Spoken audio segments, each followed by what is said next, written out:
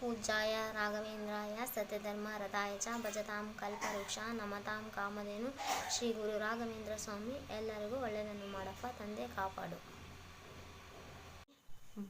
Carrot ತೊಗೊಂಡಿದ್ದೀನಿ, beans ತೊಗೊಂಡಿದ್ದೀನಿ, beans ಅಥವಾ ಹುರುಳಿಕಾಯಿ ಅಂತಾರೆ ಇದನ್ನು, ಹಾಗೂ ಬಟಾಣಿ, ಇದು ಈರುಳ್ಳಿ ಹೂವು, ನೆಕ್ಸ್ಟ್ ಇದು ಶುಂಠಿ, ಇದು ಈರುಳ್ಳಿ, ಟೊಮೊಟೊ ಬೇಕಂದರೆ ಹಾಕ್ಕೋಬೋದು, ಬೇಡ ಅಂದರೆ ಸಾಸ ಹಾಕ್ಕೋಬೋದು. ಇದು ಬೆಳ್ಳುಳ್ಳಿ ಹಾಗೂ ಇದು ಒಣಮೆಣಸಿನ್ಕಾಯಿ. ನೀರೊಳಗೆ ನೆನೆಸಿರ್ಬೇಕು. ಇದನ್ನು ಒಂದು 30 ಮಿನಿಟ್ಸ್ ಆದರೆ ನೀರೊಳಗೆ ನೆನೆಸಿದರೆ ಸಾಕಷ್ಟೆ. ಆಗಿರುವ ಸಾಮಗ್ರಿಗಳು: ಶುಂಠಿ, ಬೆಳ್ಳುಳ್ಳಿ ಪೇಸ್ಟ್ ಆದರೂ ಹಾಕ್ಕೋಬೋದು, ಪೇಸ್ಟ್ ಬೇಡ ಅಂತಂದರೆ ಆ ಥರನೇ ಈರುಳ್ಳಿ, ಹಸಿಮೆಣಸಿನ್ಕಾಯಿ ಥರ ಚಾಪ್ ಮಾಡಿ ಹಾಕ್ಕೋಬೋದು. ಓಕೆ, ಪಾತ್ರೆ ಇಟ್ಟೆ ಎಣ್ಣೆ ಹಾಕಬೇಕು. ಓಕೆ, ನೆಕ್ಸ್ಟ್ ಎಣ್ಣೆ ಬಿಸಿ ಆದ ನಂತರ ಈರುಳ್ಳಿ,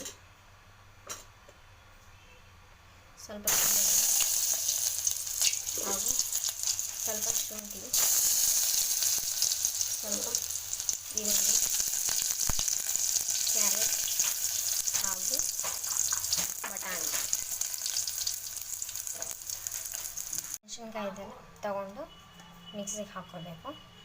ಓಕೆ, ನೆಕ್ಸ್ಟ್ ಸ್ವಲ್ಪ ಹುರುಳಿಕಾಯಿ ಹಾಕ್ಕೋಬೇಕು ಹಾಗೂ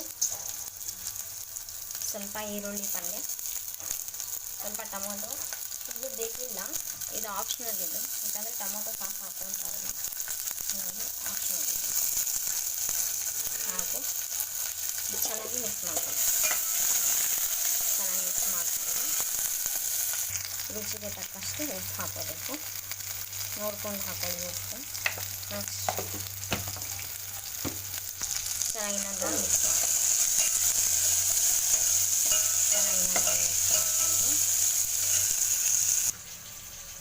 ಇದು ಕೆಂಪು ಮೆಣಸಿನ್ಕಾಯಿ ರುಬ್ಬಿರುತ್ತೀಯಲ್ಲ, ಕೆಂಪು ಮೆಣಸಿನ್ಕಾಯಿ ನೆನೆಸಕ್ಕೆ ಹಾಕಿ ರುಬ್ಬಿರುವಂಥದ್ದು ಪೇಸ್ಟ್ ಹಾಕ್ಕೋಬೇಕು. ಇವಾಗ ಟೊಮೊಟೊ ಸಾಸ್ ಹಾಕ್ಕೊಂಡಿದ್ದು ಆಯಿತು. ಇವಾಗ ನೆಕ್ಸ್ಟ್ ರೆಡ್ ಚಿಲ್ಲಿದೇನು ಪೇಸ್ಟ್ ಇದೆಯಲ್ಲ ಅದು ಹಾಕ್ಕೊತೀನಿ. ಓಕೆ, ನೆಕ್ಸ್ಟ್ ಇವಾಗ ಸ್ವಲ್ಪ ಗ್ರೀನ್ ಚಿಲ್ಲಿ ಸಾಸ್ ಹಾಕ್ಕೊತೀನಿ. ಇವಾಗ ನೆಕ್ಸ್ಟ್ ಒಂದು ಬೌಲ್ ರೈಸ್ ತೊಗೊಂಡು ಹಾಕ್ಕೋಬೇಕು. ಹಾಕಿ ಚೆನ್ನಾಗಿ ಮಿಕ್ಸ್ ಮಾಡಿ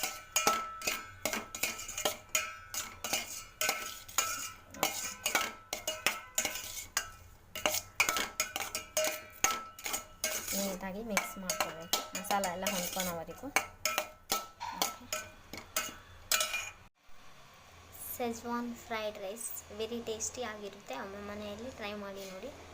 ಓಕೆ, ಇದರಲ್ಲಿನೂ ಆರೋಗ್ಯಕರವಾಗಿರುವಂತಹ ಬಟಾಣಿ, ಕ್ಯಾರೆಟು ಹಾಗೂ ಹುರುಳಿಕಾಯಿ ಎಲ್ಲ ಹಾಕಿರುತ್ತೆ, ಹಾಗಾಗಿ ಆರೋಗ್ಯಕ್ಕೆ ಇದನ್ನು ಒಳ್ಳೆಯದು.